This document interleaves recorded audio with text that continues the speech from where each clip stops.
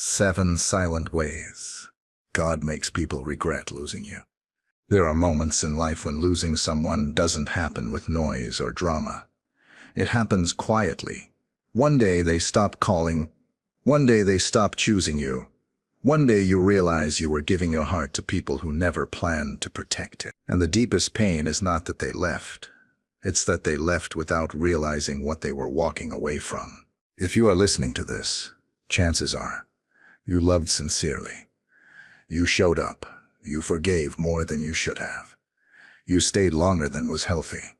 And when they walked away, a part of you wondered if you were not enough, if you said too much, or if you should have tried harder to keep them. But the Bible teaches us something radically different from the way the world thinks. God does not ask you to chase those who leave. He asks you to become who you were created to be. This message is not about revenge. It is not about manipulating emotions or proving your worth to anyone. It is about quiet strength. It is about spiritual maturity. It is about allowing God to work so deeply in you that the absence of your presence becomes louder than any words you could have spoken. According to Scripture, the most powerful responses are often silent, unseen, and rooted in obedience. Some people only recognize value after it is gone, not because you changed to impress them, but because God changed you to protect you. When you stop begging for understanding and start walking in truth, something shifts. Peace replaces chaos. Clarity replaces confusion. And without you saying a word, those who left begin to feel the weight of what they lost. Jesus never chased those who rejected him. He kept walking in purpose. He loved without attachment. He trusted the Father with the outcome. And in that same way, when you walk with God instead of clinging to people, regret forms naturally, not because you intended it, but because light always exposes what darkness could not keep. Tonight we are going to talk about 7 silent biblical ways that God uses your growth, your obedience, and your restraint to bring revelation to those who walked away, not so you can feel superior, but so you can feel free. Number 1, stop chasing. Let God be the one who remembers you. One of the hardest things to do after someone walks away is to stop reaching for them. Not reaching for answers, not reaching for closure, not reaching to explain your heart one more time. Everything in you wants to be understood. Everything in you wants them to see what they lost. But the Bible teaches something deeply uncomfortable and deeply powerful. When someone chooses to leave, your strength is not found in pursuit. It is found in surrender. When you chase people who walked away, you unintentionally tell them they were right to leave. You place them in a position of authority they were never meant to hold. Scripture reminds us that if God allows a door to close, forcing it back open will only delay the peace he is trying to give you. Sometimes God removes people not to punish you, but to protect you. And when you keep chasing, you fight the very rescue he arranged. Silence is not weakness. In the Bible, restraint is often a sign of trust. When you stop defending yourself, stop explaining your intentions, stop trying to correct how others misunderstood you, God steps in as your witness. He remembers what you carried. He remembers what you gave. He remembers what they dismissed. And he does not forget. There is a strange shift that happens when you finally let go. At first, it feels like loss, but then it becomes freedom. You realize how much energy you were spending trying to be chosen by people who were never called to keep you. And without you saying a word, the absence of your presence begins to speak. People often don't feel regret when you beg them to stay. They feel it when they realize you no longer need them to move forward. Jesus himself showed us this pattern. When people rejected him, he did not argue. He did not chase crowds that walked away. He continued in obedience. And history remembers him, while those who dismissed him were left with the weight of their decision. When you stop chasing and start trusting, you allow God to handle remembrance. And God is far better at it than you will ever be. Number 2, grow in private. Let God elevate you publicly. After loss, most people want to be seen. They want their pain acknowledged. They want others to know how deeply they were hurt and how unfair it all felt. But Scripture often shows God doing His greatest work away from the spotlight. While others assume nothing is happening, God is rebuilding foundations, correcting patterns, and strengthening what was once fragile. Private growth is uncomfortable because it comes with no applause. No one claps when you learn to control your emotions. No one celebrates when you choose prayer over bitterness. No one sees the nights you wrestle with God instead of reacting in anger. But heaven sees, and what grows in secret with God cannot be ignored forever. When people leave, they often expect you to break. They expect to hear that you are struggling, stuck, or still emotionally tied to them. What they don't expect is transformation. They don't expect peace in your voice, clarity in your decisions, or wisdom in how you carry yourself. That kind of change creates a quiet disturbance, not jealousy, realization. They begin to see that while they walked away, God stepped in. The Bible is full of people who were prepared in isolation before being revealed in purpose. Moses spent years in the wilderness. David was shaped in fields no one watched. Even Jesus spent most of his life in obscurity before stepping into public ministry. God is never in a rush to display what is not ready to last. When God elevates you, it won't be because you announced your growth. It will be because your character speaks before your words do. And the regret people feel won't come from seeing your success. It will come from recognizing they left before the best version of you was revealed. Number 3, forgive fully without reopening the door. One of the most misunderstood teachings in Christianity is forgiveness. Many people believe forgiving someone means giving them access again, explaining your healing, or pretending nothing ever happened. But the Bible never commands you to return to what broke you. Forgiveness is not an invitation, it is a release. When you forgive silently, without announcements or emotional speeches, you take your power back. You stop carrying the weight of offense, and you place it where it belongs, in God's hands. Forgiveness frees your spirit from bitterness, but wisdom guards your boundaries. Jesus forgave many, yet He did not entrust everyone with His heart. Love and discernment were never in conflict. There is something deeply unsettling to people when they realize you are no longer angry, yet no longer available. They expect resentment. They expect tension. What they don't expect is peace with distance. That quiet shift often causes reflection, not because you confronted them, but because you didn't need to. Forgiveness without reconnection communicates maturity. It says, I healed without you. It says, I trusted God enough to let go. And often that realization hurts more than any argument ever could. Regret forms not when you demand accountability, but when someone recognizes that they no longer have access to the version of you they once took for granted. In Scripture, forgiveness is an act of obedience, not negotiation. When you forgive and keep moving forward, you break spiritual chains, not just for yourself, but for the story God is writing through you. Number 4, replace emotional reactivity with God-centered peace. When people walk away, they often expect a reaction. They expect tears, anger, long messages, explanations, or emotional collapse. The world is conditioned to measure value by response. But Scripture points us in a different direction. The Bible teaches that true strength is revealed in restraint, and peace is not the absence of pain. It is the presence of God in the middle of it. Choosing not to react emotionally does not mean you are unaffected.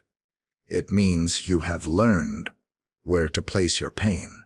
Instead of turning it outward in words you may later regret, you take it inward to God, where it can be healed.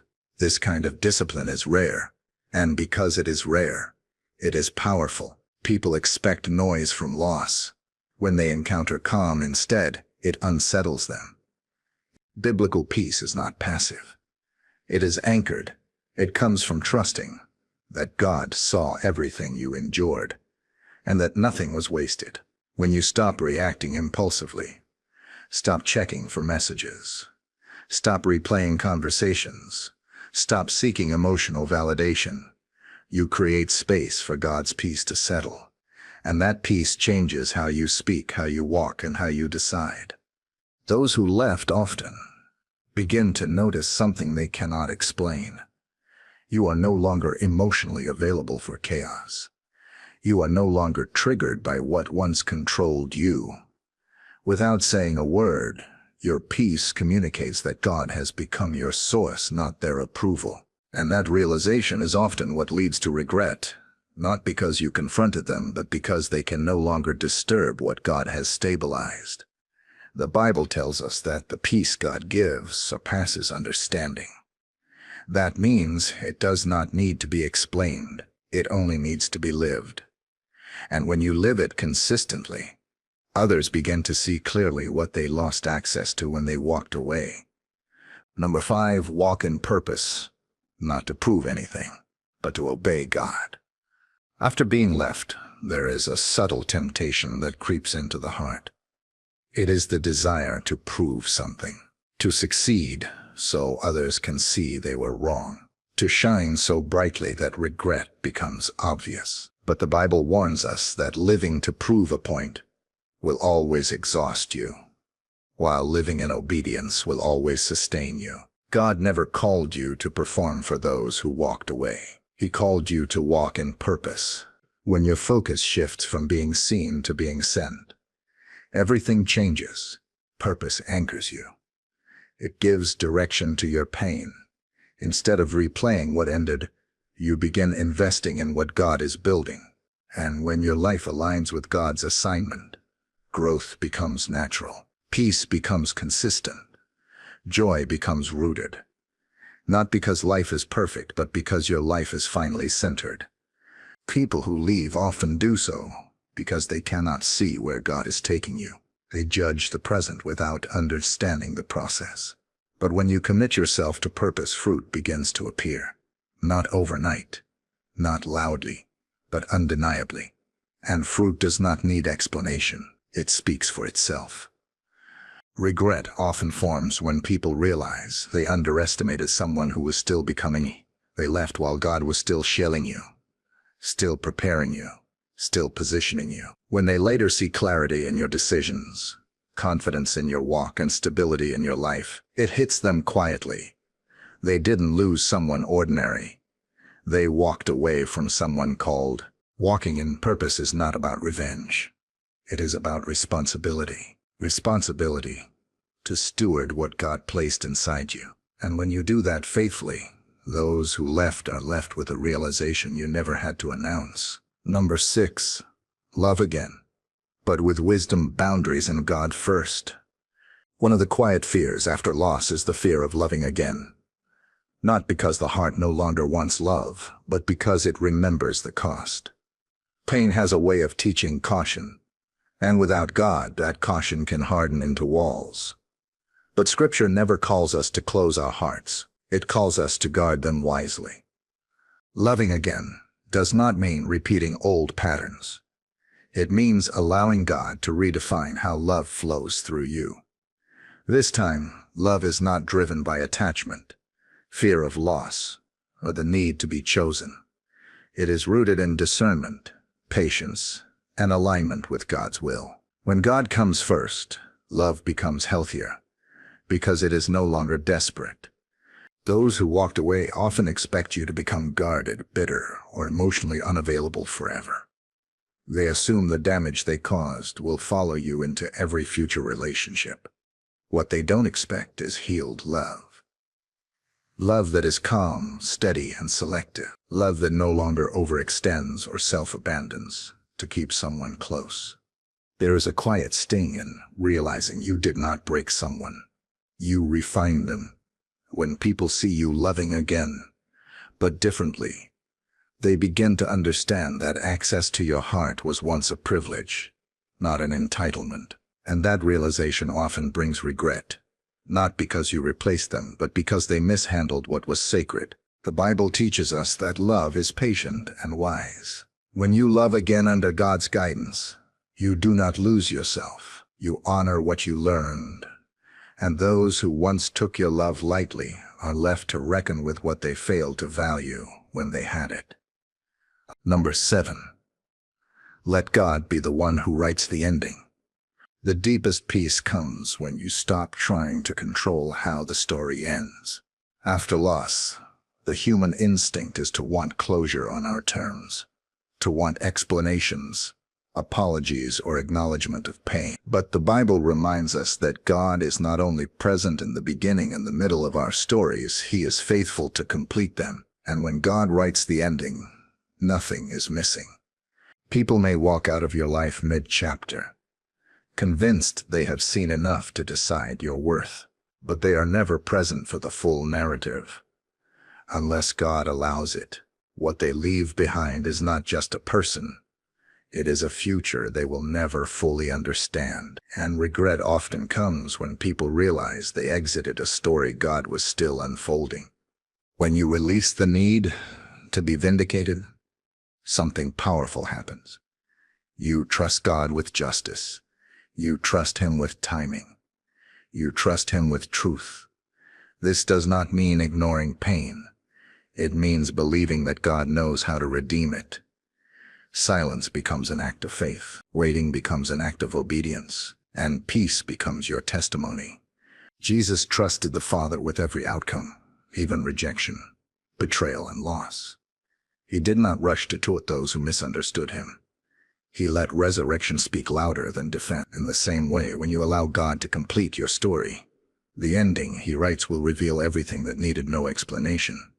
Some people will never hear your side. They don't need to. When God writes the ending, truth is evident, and those who walked away are left not with bitterness, but with the quiet realization that they left too soon. Conclusion. At the end of all this, the truth is simple and freeing. You were never called to make anyone regret losing you. That burden was never yours to carry. When you walk with God, regret is not something you manufacture. It is something that forms naturally when truth becomes clear. You don't need to explain yourself. You don't need to prove your value. You don't need to replay old conversations in your mind or imagine what you would say if they came back. God saw every moment you were overlooked, every time you gave more than you received, every time you stayed silent to keep the peace. Nothing was wasted. Nothing was forgotten. The Bible shows us again and again that God honors quiet faithfulness. He blesses growth done in private. He restores hearts that choose obedience over resentment. And He protects those who trust Him enough to let go. When you stop chasing people and start walking with God, your life becomes a testimony without words. If someone regrets losing you, let that be between them and God. Your responsibility is not to look back. It is to move forward, forward in peace, forward in wisdom, forward in love that is no longer reckless, but refined. The person you are becoming is more important than the people who couldn't stay. So rest, release, and trust. God is not finished with you, and the story He is writing will always be greater than the chapter someone chose to leave behind.